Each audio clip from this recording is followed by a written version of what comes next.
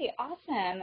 So hi, everybody. Welcome to our Add-ons community meeting for February 27th, 2019. Hope that everyone is doing well. I'd like to kick off the meeting by recognizing a couple of friends of Add-ons. Number one, I just wanted to thank Karthik for hosting an Add-on extension developer workshop. This last weekend, we saw some really great photos coming out of the workshop. It looks like it was part of the larger FOSS meet in India. So check out his tweet if you'd like to see some awesome images. And thank you so much for doing that, Karthik. I also just wanted to give a shout out to Trishul for fixing a bug that we're going to talk about in a couple minutes as one of our milestones for one of our user safety projects. We all just cracked up because as soon as the issue was filed, Trishul asked if he could work on it, and then he fixed it. And I don't know if that delights me. So thank you, Trishul. That was pretty great. So yay to our friends of Add-ons. So we have a couple of updates this week. Number one is Extension Workshop is finally live. It's been a great adventure in website development. But it's up and running on its own domain, so I just wanted to give everybody a sense of what the next steps are. So what we're going to be doing is investigating internationalization for Extension Workshop, probably focusing on a couple key locales. We're going to be asking the community to localize it, mostly which we think it's going to be a fun, pretty website with new content, so hopefully people will be interested and attracted to it. We're talking right now to the folks over at Pontoon, which is Mozilla's project for localization, and we're trying to see if we can integrate with Pontoon or if we need to go investigate our own Jekyll plugin to enable localization. So once we kind of figure out what the path forward with that looks like and get that process started, we're going to take a look over at AMO. So our goal right now in the unauthenticated view of the add-on developer hub, so AMO/developers, you get a page, and basically we want to redirect folks from that view over to Extension Workshop. So the reason why we're not able to bring it into AMO is because we have some security stuff that didn't get resolved in an appropriate amount of time. So we think that a redirection on the unauthenticated view is the best way to go. And then once they're on Extension Workshop, they will have links to get back into AMO. So once they want to actually sign in and start doing extension development. So we think it's going to be okay. I know there's a couple of concerns about wonkiness and user flow, so we're going to keep an eye on that and just see what goes on. But basically what I've heard is that we want to have the internationalization in place so that if somebody gets referred to that site, it splits them into the appropriate locale. So that's where we are with that. Otherwise, the landing page is open. You can start referring folks there. The information should be correct. If you see anything that's wrong or anything that should be a bug, please feel free to file an issue. Right now, Stuart and I are kind of driving most of the bug fixes. Shivam has also been in there and has been fixing some bugs, which has been really helpful for us. We're not planning on having like a weekly release because it's a static page. So we're thinking that, we're only going to issue a new release when new updates come in. And we're not expecting to update it that frequently once we kind of get it, massage it into like more or less its final state where it currently is right now. So that's where we are with that. Any questions about Extension Workshop? All right, super cool. Next update is something that I'm excited about. So the AMO database has been migrated to UTF-8 MB4. I had to look up what that means. Basically what it means is that it now fully supports emojis. So in the past, there was some breakage. If you put an emoji into a field in AMO, it would either delete all of the following text or if you put it in a certain place, like if you put it in your extension name, it would potentially break the link to that, you know, to your extension. So now you can insert emojis into these fields without experiencing breakage or deleted text. So that's pretty exciting. So it's more than an aesthetic change, and now people can use emojis to their heart's content, which I'm sure will make everyone very happy. So yay. So thanks everybody for their patience on Monday while we were down for about 8 to 10 hours while AMO was doing the update, and now we're back up and running. I like that Sylvain put in 100 next to that. That is the spirit. Okay, so those are kind of like the two day-to-day updates that I had for this week. Kind of backing out for a few minutes, we're going to talk a little bit more about our roadmap for this year and our goals for this year. So as we've mentioned before on the call, our goals for 2019 are to keep the add-ons ecosystem safe for our users and make sure that it's safe for our users. So we have a couple of different initiatives, or a couple of different like tracks that were that are part of that overall goal. But I wanted to point everybody to a web artifact, which is a blog post by Nick Nguyen on the Firefox Futures blog that just kind of makes an announcement that we are going to be taking a look into user safety in the year 2019.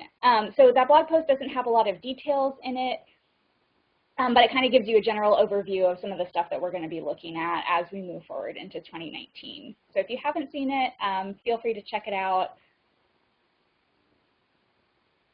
So some of the projects that are underway to support that, so we've got some abuse reporting in Firefox. So this is going to be kind of there's going to be kind of two parts to this.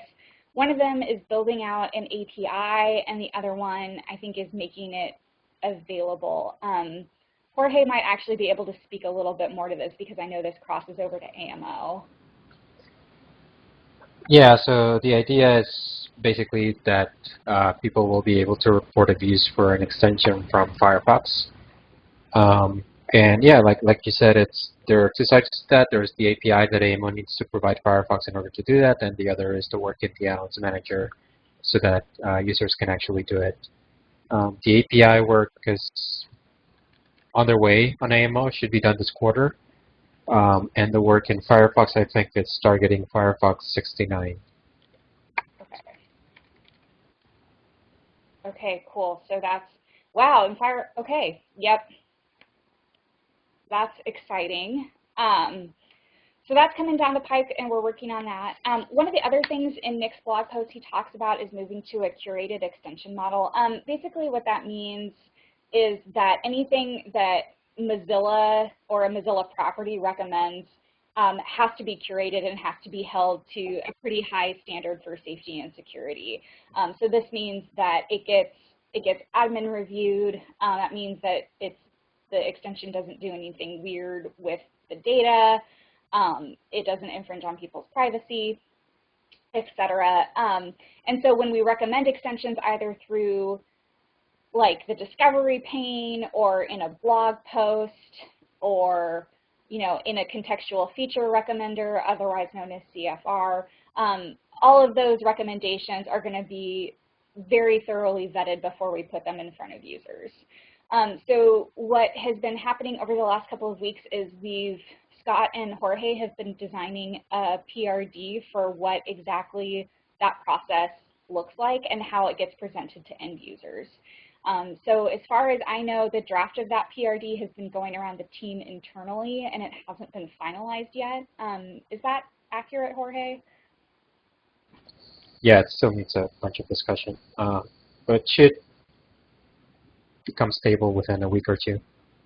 Okay, awesome. So once we have that stabilized, we'll probably start a communication cycle to extension developers kind of explaining what we mean when we talk about curated extensions, what that process is for, like, what is it, who's involved, how you get to be curated, etc.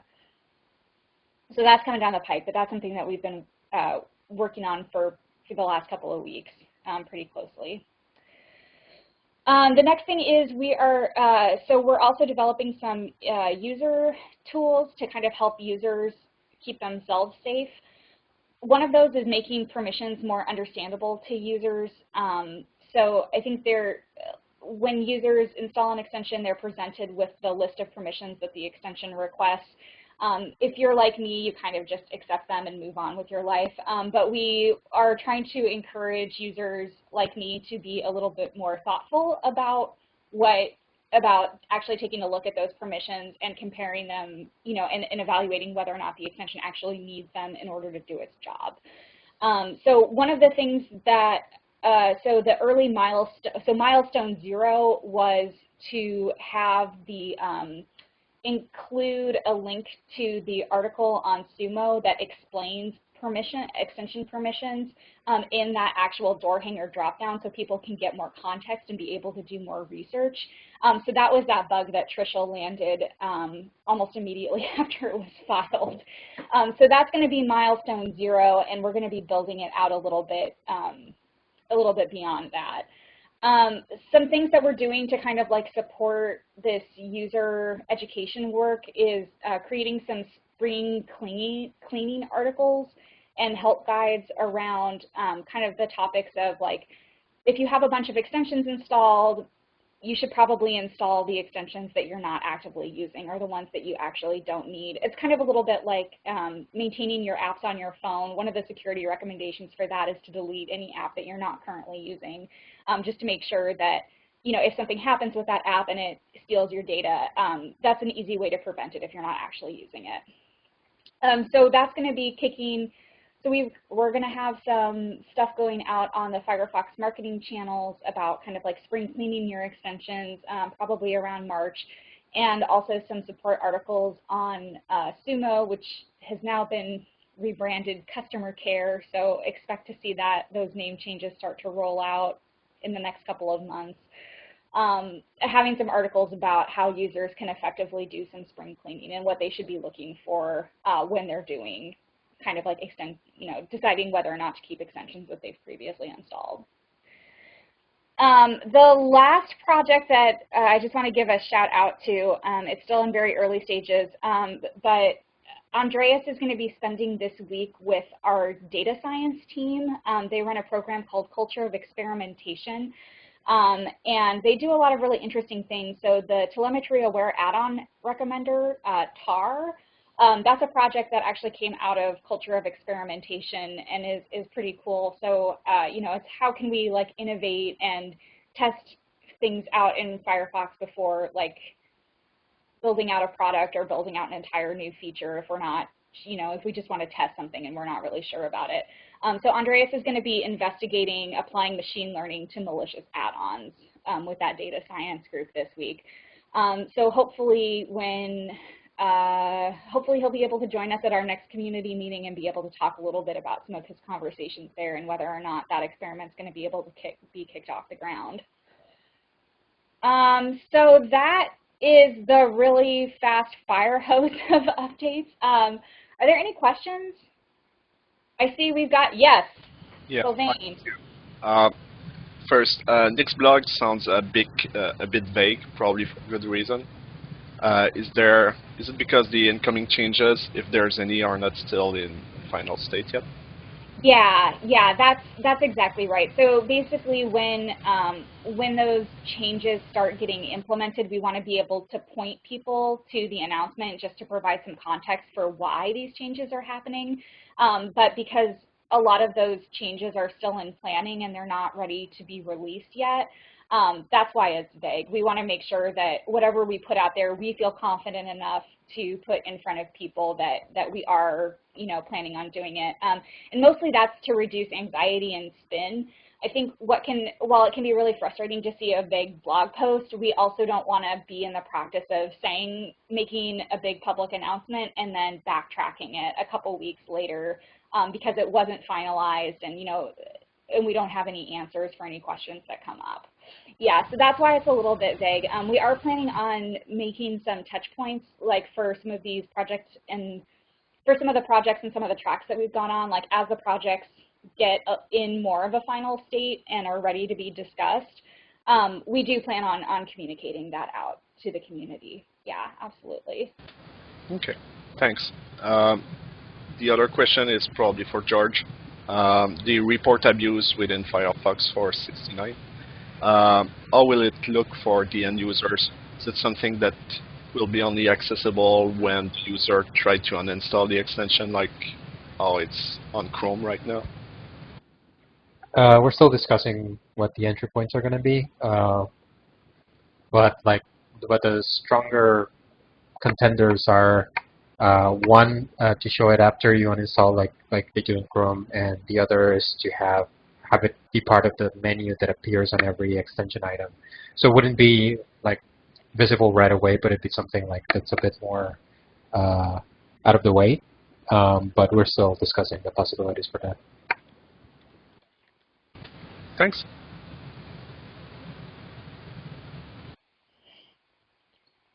Sorry, I'm just taking super quick notes here. Yeah, so how are things going with everybody else? Anything new and exciting anyone wants to report? Okay. Very cool. Man, I feel like we blew through that really quickly. I apologize if we were talking too fast. Yeah, I mean, I guess basically just to summarize, I feel like the last couple of months there's just been a lot of planning and conversation, and at least for me, it has sometimes felt like we haven't had a lot to share because so many things were still being worked out, but it does seem like we kind of have a better idea right now of the direction that we're moving in, and that we'll have more concrete things to share with the community going forward. That's how it's appearing to me at the moment. Yeah. Okay. Sounds great. Very cool. Okay. Well then, if nobody else has any other updates, I think we'll just go ahead and wrap up and give you all 10 minutes back. Thank you, everyone. Good to see you. Bye, everyone. Bye-bye.